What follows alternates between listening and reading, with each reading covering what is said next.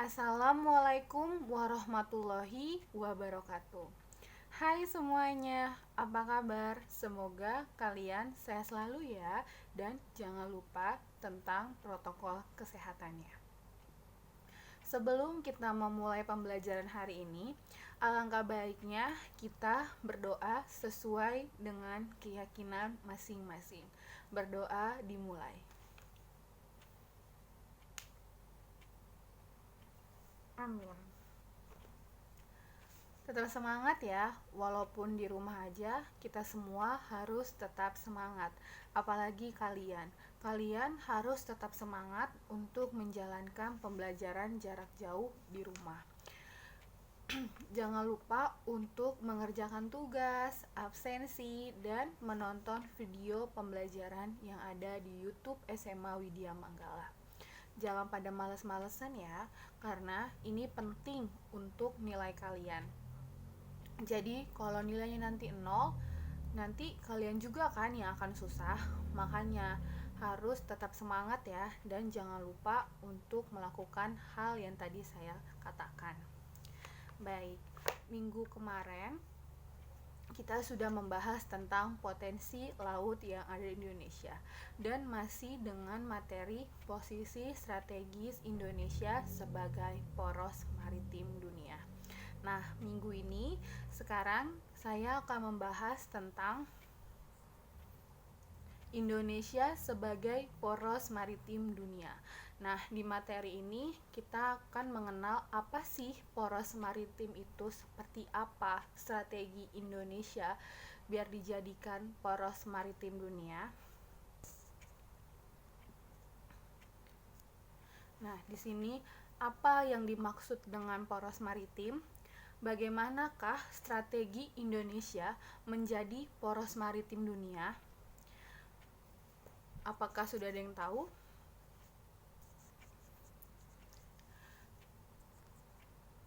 Sebelum kita membahas tentang pengertian poros maritim dunia, kita ketahui dulu nih arti dari negara maritim.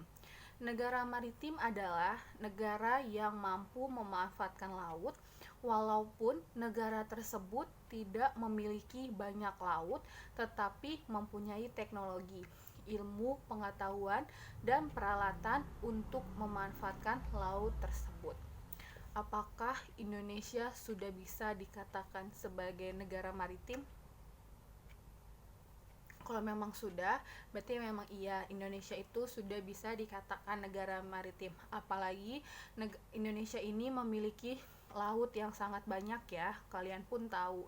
Dan semua laut yang ada di Indonesia ini sudah dipergunakan dan sudah dimanfaatkan, baik melalui teknologi ataupun tidak menggunakan teknologi, ya kan? Pasti.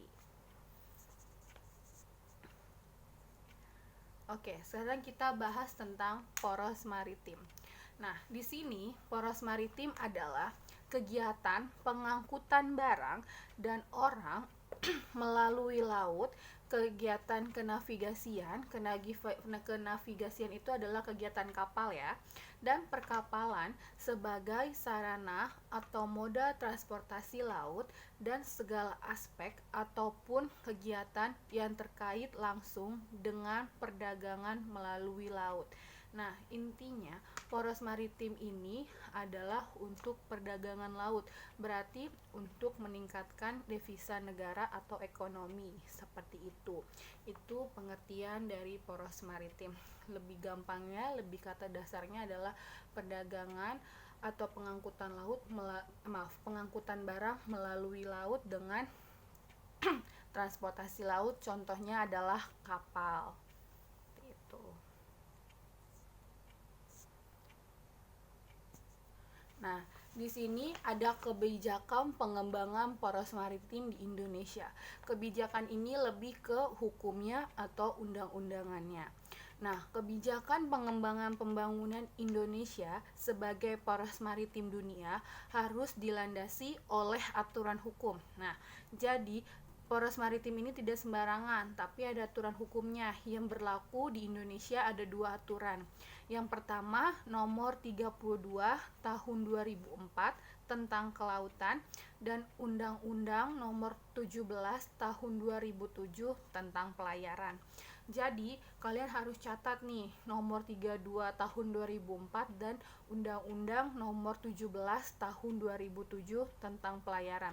Karena ini sering keluar di soal-soal geografi tentang kebijakan pengembangan poros maritim dunia. Nah, ini adalah landasan hukum tentang poros maritim di Indonesia. Seperti itu. Nah, seperti yang kemarin kita bahas, pasti ada namanya tantangan dan permasalahan di poros maritim dunia. Kemarin kita juga udah lihat ya di potensi yang dimiliki di Indonesia, salah satunya perikanan. Nah, ini yang pertama adalah kejahatan illegal fishing yang dilakukan oleh ribuan kapal asing, ya kan, yang kemarin kita sudah bahas di potensi laut Indonesia, yaitu perikanan. Pasti sudah banyak ya, kalian juga sudah tahu. Yang kedua, tidak pandai dalam memanfaatkan letak geografis Indonesia. Tidak tahu nih tempatnya yang sesuai, yang banyak ikan di tempat mana, tapi tidak paham lah para petani kita, seperti itu. Dan yang ketiga, keamanan kawasan maritim. Kurangnya keamanan kawasan maritim. Keempat, sengketa perbatasan maritim.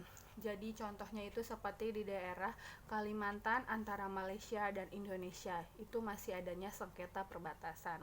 Yang kelima, perampokan dan pembajakan kapal. Nah, pasti kalian tahu ya, pada zamannya Ibu Susi adanya perampokan atau pembajakan kapal ini ataupun kejahatan illegal fishing ini, pasti kalian juga sudah tahu, yaitu melakukan peboman kapal, ya kan. Nah, itu salah satu contohnya yang dilakukan. Dan terenam adalah aktivitas penyelundupan. Nah, contohnya itu seperti black market, atau ya kalian tahulah black market itu seperti apa, perdagangan yang hitam yang menjual tidak melalui bea cukai Indonesia, seperti itu. Nah, ini yang dilakukan oleh Indonesia, strategi pengembangan Indonesia sebagai poros maritim di dunia.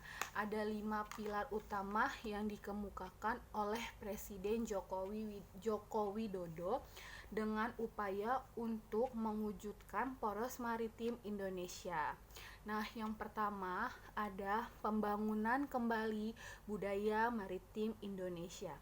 Maksudnya adalah sebagai negara yang terdiri atas 17.000 pulau, bangsa Indonesia harus menyadari bahwa identitas, kemakmuran, dan masa depannya sangat ditentukan oleh pengelolaan samudra atau laut.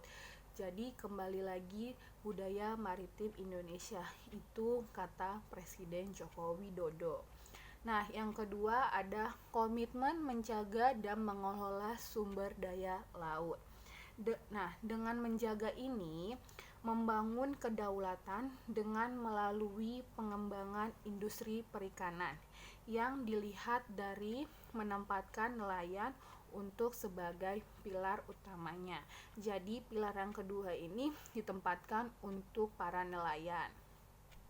Yang ketiga, komitmen mendorong pengembangan infrastruktur dan konektivitas maritim. Maksudnya adalah dengan membangun jalan tol laut, pelabuhan laut dalam logistik, industri, perkapalan, dan pariwisata maritim.